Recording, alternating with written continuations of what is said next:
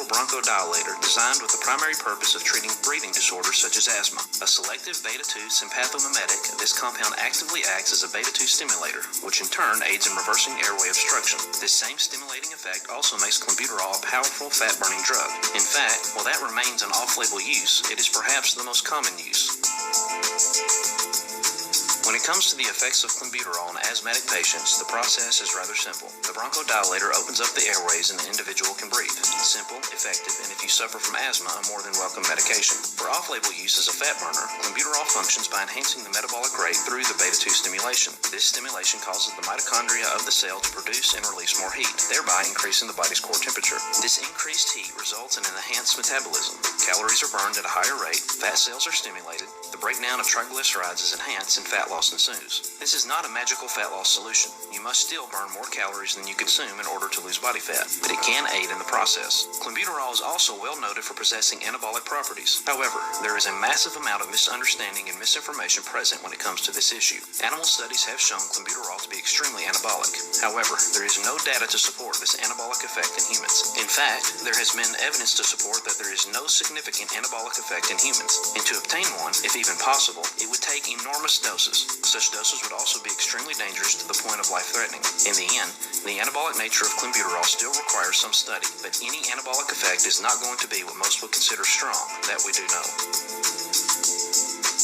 The side effects of clenbuterol can be quite strong and will affect most people in one way or another. The common side effects of clenbuterol surround its stimulating nature and include jittery, wired feeling, shaking hands, and increased sweating. Most all will experience such effects, but they will normally fade as the individual becomes accustomed to the compound. Many tend to inaccurately assume that when such side effects fade, that the metabolic enhancement provided is no longer there. This is inaccurate, as the same dose of clenbuterol can keep the metabolism rev for upwards of 5 weeks. At the 5-week point, it will be a minimal enhancement. The body does adapt, and for that reason, use must be planned accordingly. More on this later. The side effects of clenbuterol can also include headaches and nausea in some individuals, as well as muscle cramps. While cramps are not extremely common, we can't call them rare either. For this reason, staying well hydrated is extremely important. Some will also find supplementing with taurine to help, as clenbuterol is noted for depleting taurine. Side effects may also include insomnia. Most will want to take their clenbuterol early in the day. However, this compound has a half-life of well over 30 hours, and some will not be able to sleep if they use it at all. Clenbuterol also carries with it some severe possible side effects, and while severe, they are typically linked to improper use such as high doses. The severe side effects of clenbuterol include high blood pressure, irregular heart rate, and even trembling and panic. Some data has also shown that improper use may lead to cardiac hypertrophy,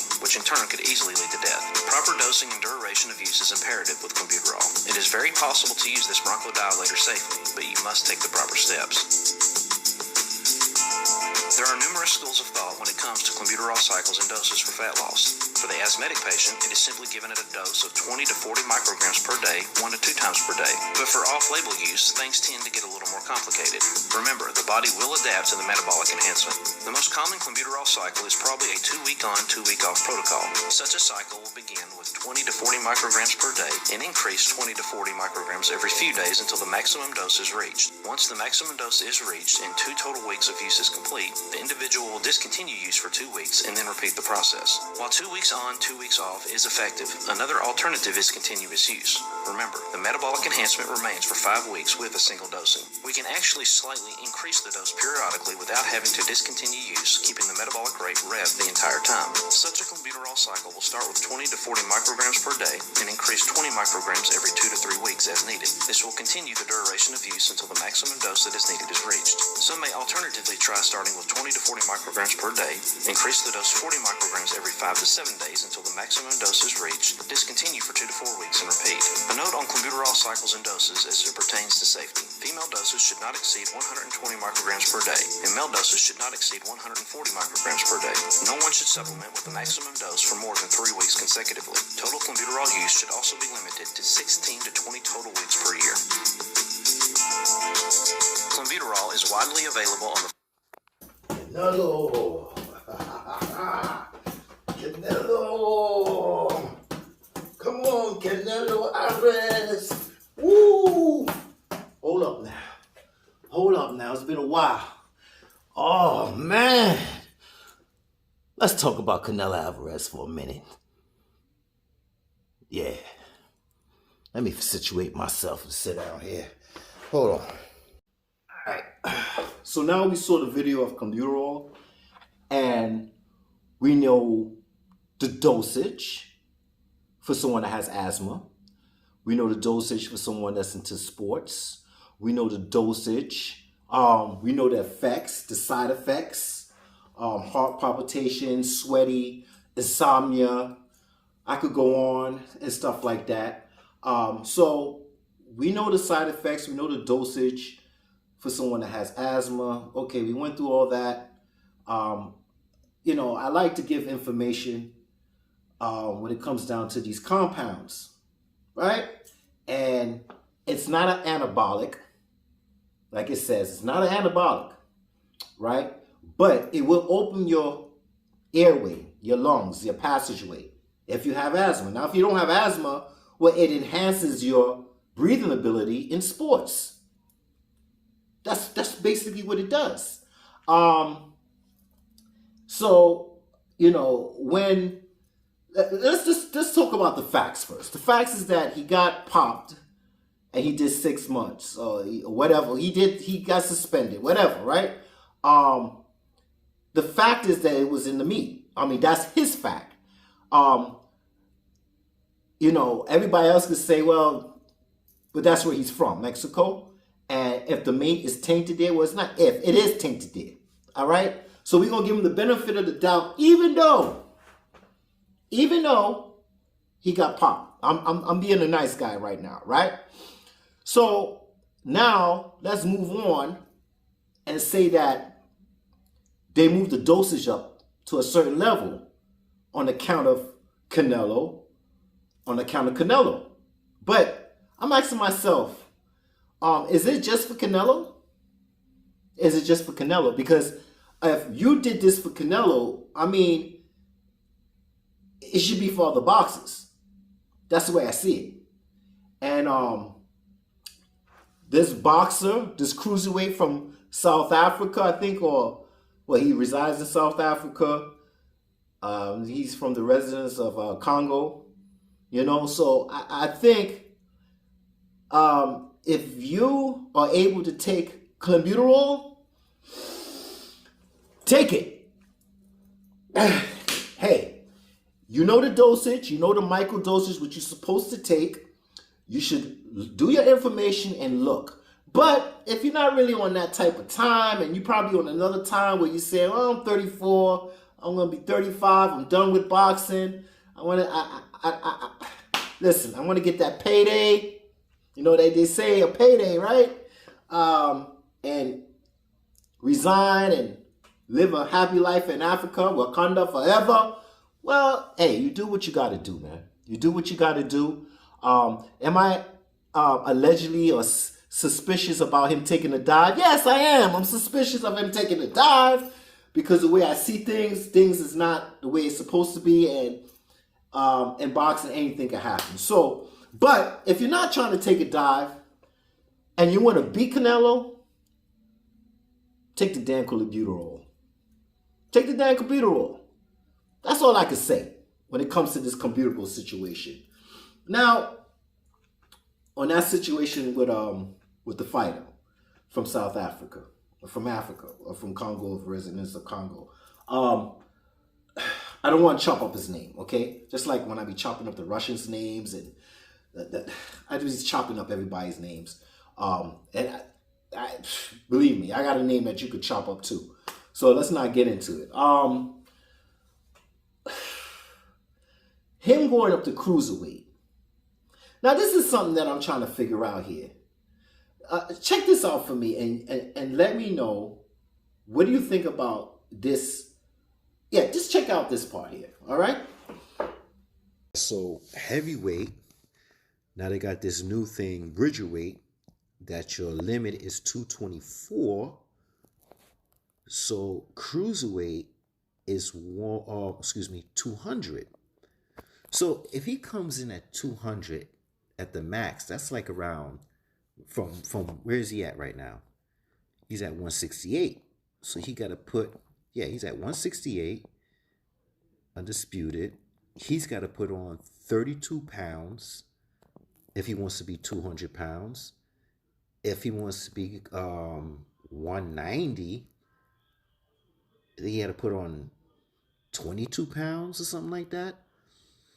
And if he's coming in at 185, probably 17 pounds or something like that.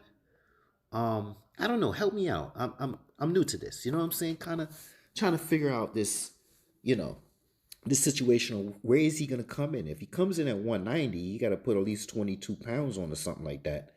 And yeah, let's get back to this thing.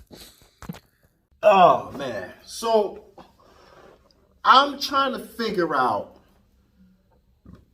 from 168 to cruiserweight, where is he coming in at? Is he coming in at 185 to become 190, or is he becoming 190 to be 200? And is it going to be rules about the weight after being after the weigh-in? It's a lot of stuff that I'm trying to figure out. Because the way I see it, Canelo is a short dude. He's about 5'8", right? Am I correct? And, an average, he's an athlete. So we got to give him the benefit of the doubt. He's an athlete. And athletes, they got to put a certain amount of calories in, right? To get a certain weight. And they're working out at the same time. It's not like a regular dude, right, that doesn't work out. He's 5'8". He puts on weight, but he doesn't put on clean weight, right? He's not in the gym. Now, Canelo, like I'm a gym rat. I could get in the gym maybe 3 or 4 days out the week. 3 or 4 days out the week. If I get a chance, I'll do 5. Take 2 days off the rest. That's the way I usually do it. I work different body parts in different days. But he's 5'8". And a regular dude at 5'8", that's 200 pounds, that doesn't work out. What does he look like? And somebody that's 5'8", that do work out on an average, such as boxing, your metabolism is pretty fast. The Clen, you can't get the Clen in right away because you're trying to put on weight, because the Clen, it speeds up your metabolism, right? And you burn fat. You burn a lot of fat. So how is this working in? Because I think certain weight, you have to have a certain amount of calorie intake. Yeah. So I'm giving you lines to read. I'm giving you lines to read. I'm not just coming out and saying things. I'm just trying to figure out things. And I want you to get in the comments below and try to read in between the lines and try to give me information. Help me out. Yeah, help me out to figure this out. Because what's the training camp? And what's the longest training camp?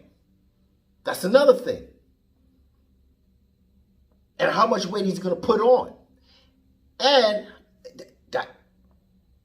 because listen, you're 5'8". All right, you know what? Let me not infiltrate your mind. Nah, let me not infiltrate your mind. You're going to figure this out. We're going to figure this out. For now, I'm here not to change your mind. I'm here for you to read between the lines. So, I'm helping you with the computer roll.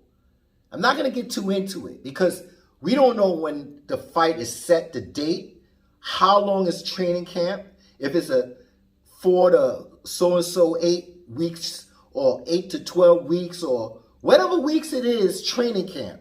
If it's a short-term or long-term training camp, we don't know.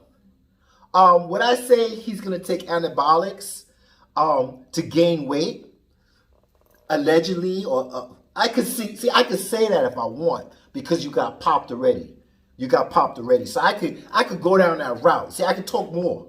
I could talk more and say, in order to put that weight on at a certain amount of time, at the height of 5'8" and it's clean muscle, because if you're putting fat on, like I said, being a muscular person myself, it's much denser. Muscle is much denser than fat. Yeah, cosmetically, muscles look very pretty to the eye, very sweet to the eye to a woman, and it's masculine, and a ninja will look at you and be like, nah, let me not test this dude. He's gonna give me a little bit more problems.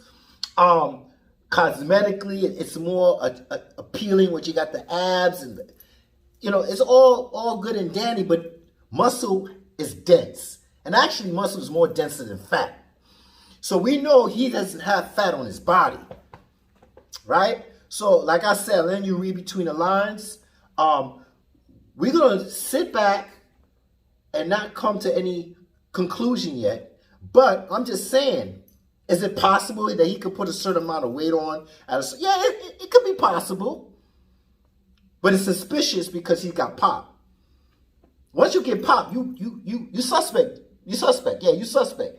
And when you take antibiotics, let me give you a little, when you take antibiotics, it's protein synthesis. Protein synthesis, that means when you work out, the body parts you work out, your overall body, when you eat your intake of calories, that shuttles nutriments, protein, everything to where you tore the muscle, where your body needs. So, in order to hold that weight, basically. I'm not going to do the math and all that, but all I'm saying, let's just watch the time of the training camp. Let's just watch what he looks like. Let's just watch how he retains water, how he loses water. Let's see where he comes at. Because mostly likely, I can't see him being 200 pounds. Like I said, that's a lot of weight to put on, man. From 168 at 5'8", and a lot of people say, nah, that's nothing. Well, we'll see the amount of time this is going to happen. Yeah, we're going to see what amount of time is going to happen. And the way I see it, combuterol is legal. It's legal now. I mean, microdosing or not is a level. There's levels to this. Right? Fucking asshole. Yeah, it's levels to this, right? So if there's levels to this, well, I think the opponent should be able, the opponent should be able to take the same damn dosage. Yeah. So no one will get tired in the ring. I'm not here to change your mind. I'm just giving you a little bit, but I'm giving you lines to read, to think. I'm not gonna say everything. It's gonna be a short video. I'm over. I'm done. All right? But let's move on. I feel like being on somebody else's. I feel like dealing with Tank now. Let's go. Let's move on to Tank now. Okay? So that'll probably be my next video about what's going on with Tank. But this video, this cruiserweight, not hating. If you want to be 5 division, you see an opportunity. Hey, this is the new virus. So we gotta think on how he's gonna do this and the way things are gonna get done. That's it. Yeah? Bastard. All right, bye.